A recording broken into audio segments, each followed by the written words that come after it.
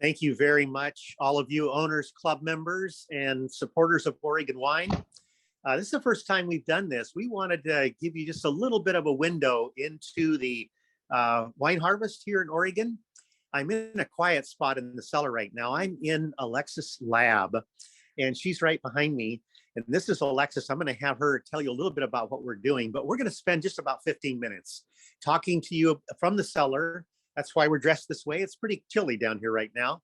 After just a remarkable finish to the harvest, I think it just started raining, on October 21st. And before then, it was beautiful, warm weather, which got all those grapes out there ripe, a record harvest.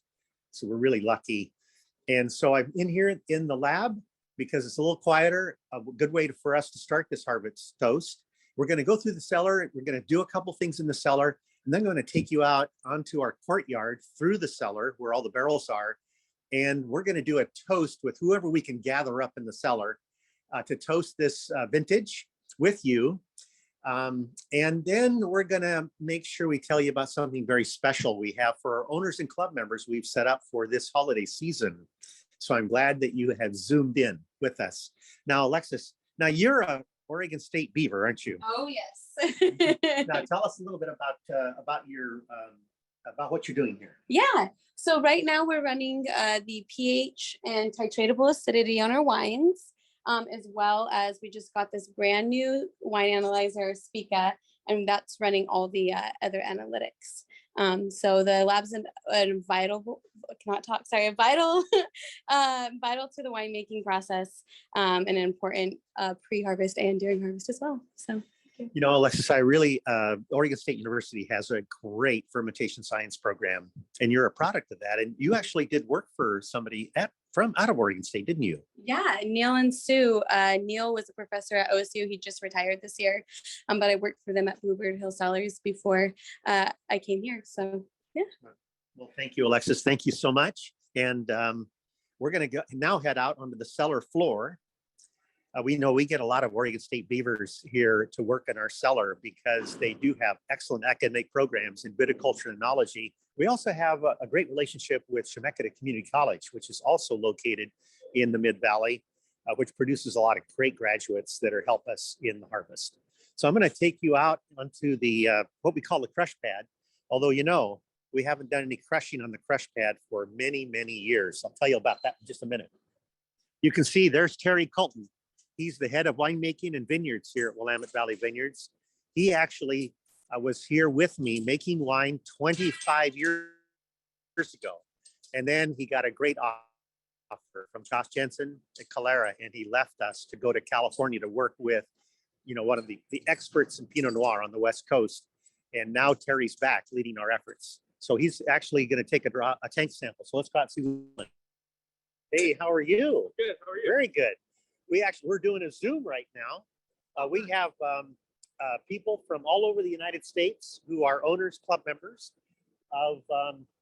and also just followers and supporters of Oregon wine. And they're seeing actually Terry Colton, our head winemaker. He is drawing a sample. This is our Pambrin.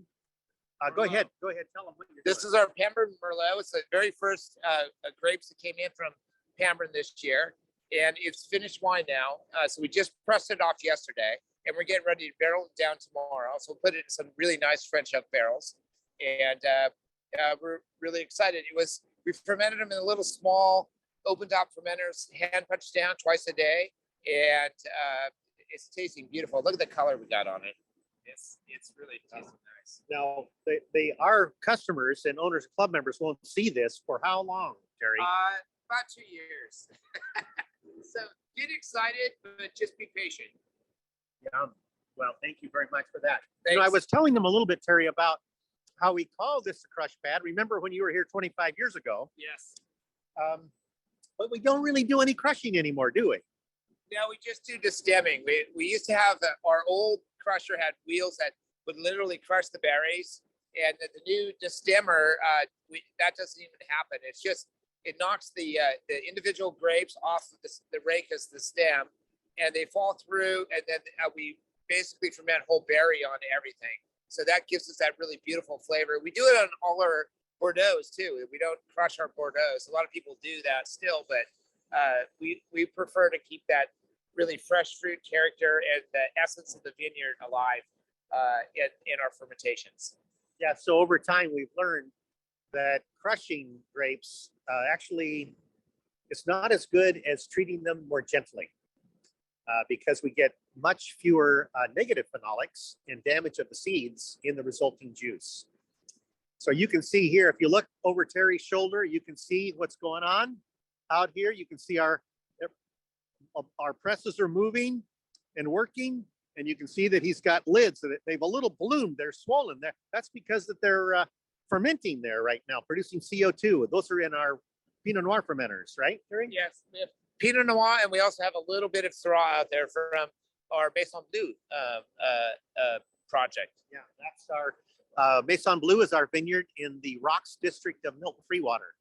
So now what I'm going to do is take you inside, and we're going to go into take a look at a punch down that they're doing here. You know, when we first built the winery, we started building back in 1989, and we built this winery for about 12,500 cases in production. And we're bringing in so much fruit this year that I think we could be up to over 240 to 250,000 cases, all in the original winery that we fit in like a 12-foot size shoe, 12-foot size foot into an eight size shoe, basically, is what we have here. But it's working. And Terry, our new head winemaker, has figured out a way to expand at this location up to about 350,000 cases. I think I see Cameron there. There's Claire and Alex. You know, this is quite the crew. How are you? You want to say hello to our Owners Club members and our supporters from around the United States? Hello, y'all. My name is Claire. I'm the packaging coordinator here, and I got Cameron and Alex, both of our daytime leads here, punching down a beautiful bin of Pinot Noir here. I don't know if you can see. You can get in and take a look at see what they're doing. Yes. These are the skins that rise up to the top of the fermenter. Tell them why that is. Yeah. So it's all about the density of the liquid juice. So this bin has been inoculated. So it is officially wine, we like to say. And so the juice is going to settle to the bottom and the skins are going to rise to the top like this. And so this is a bin that's almost fully punched down. You'll see a nice little layer of juice on top, or wine on top, I should say. But I have a bin over here that hasn't been punched down. And this is the reason why we punch it down. I can dig for miles and miles. I'm not going to find juice here, but you'll see all this delicious skin, and we punch it down so we can break that skin apart, release more of that juice and all that good flavor and color to get beautiful Pinot Noir from Willamette Valley Vineyards. Any other questions you have? That's good. That's good. You know, I don't know how many of you recognize Alex, but Alex actually is one of our Bacchus Award winners this year. And that's because of the leadership he and Vince together on our bottling line produced actually a record amount of bottling. Alex, tell us, how many cases did you bottle this last year?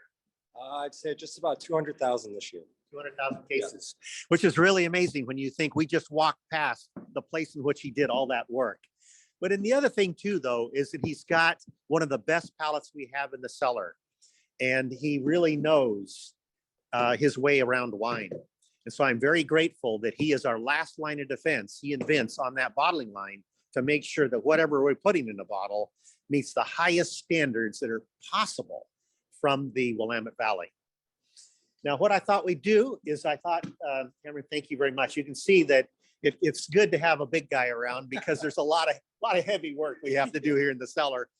What I thought we'd do now is gather up whoever we can, and we're going to go out through the cellar, and we're going to toast to this vintage. Oh,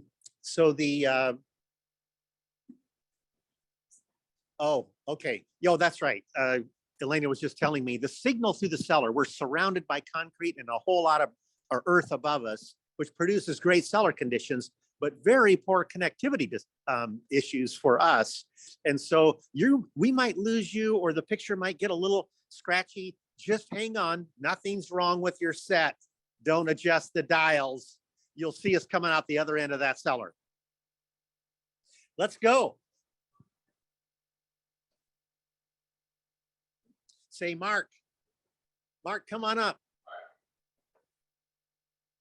I don't know how much you can. This is Mark Rutherford. He's our number 2 here in the cellar, supporting Terry. And tell just a little bit about yourself, Mark. Yeah, I've been working in the industry for about 12 years now. I've been all Willamette Valley making Pinot Noir. And I'm happy to be a part of the Willamette Valley winemaking team. And it's been a great vintage so far. Looking forward to many more. Thank you. Thank you. I tell you, Terry, Mark, Brandon Shelby, who's been with us for 19 years, is our assistant winemaker, and he's coming on for the night shift here in about half an hour or so. Here you're walking past some very special fermenters. I don't know if you can hear or see me, but these are stainless steel fermenters that allow us to control the temperatures precisely.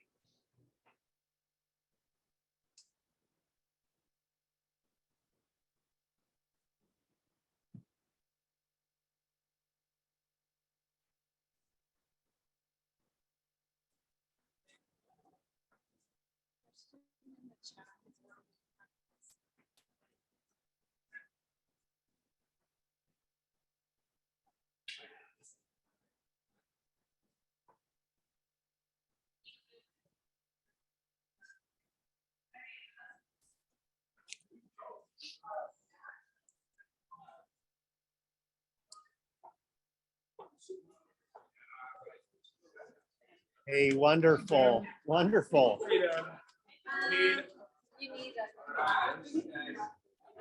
Hi, how are you?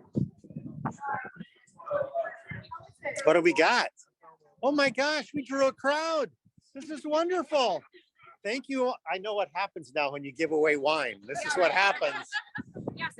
Now, you're all going to have to put a couple hours in now, as you know, down and doing some punch downs. Well, what I wanted to do is just to gather everybody here, and if we could get everybody behind me. So the last view you're going to get is this view, this gorgeous view of the Willamette Valley. We only have a few minutes left to do this toast, but we got a gorgeous view of the Willamette Valley. And I wanted to point out something else to you. These are the suites. Two suites. And so I'm going to tell you about that. I told you we were going to have a very special thing for our owners and our club members. Beginning November through the end of the year, we want you to celebrate your holidays with your friends and your family in all of our locations. And so here's what we're going to do. When you come in and bring your family and friends into any one of our locations, you get to extend your discount, your ownership discount of 25%, or your club member discount of 20%, all the way down to bottle one and any bottle purchases that you make at those locations. We're also going to have a special treat for you. So when you go into the Lake Oswego Tasting Room and Restaurant, there'll be a special treat. When you go into the Vancouver Tasting Room and Restaurant, a special treat, or even here at the estate or up at Domaine Willamette or any of other tasting rooms at Tualatin and McMinnville. And the last thing we wanted to let you know about is that if you make a post on the Willamette Valley Vineyards Facebook or the Willamette Valley Vineyards Facebook page, you tag yourself on your own Facebook, tag Willamette Valley Vineyards, or go ahead and make a post on the owner's page of Willamette Valley Vineyards. You post yourself with your friends in 3 different locations. We're going to enter you into a drawing to get a stay at the Suites and a dinner with our chef. Where'd our chef go? There he is. There's DJ, our chef, our executive chef, DJ McIntyre, who produces amazing wine and food pairings. So we're going to do a dinner and an overnight. Now, if you go and get 5 different photos that you tag Willamette Valley Vineyards or put on the owner's Facebook page, we're going to enter your name in twice for that drawing.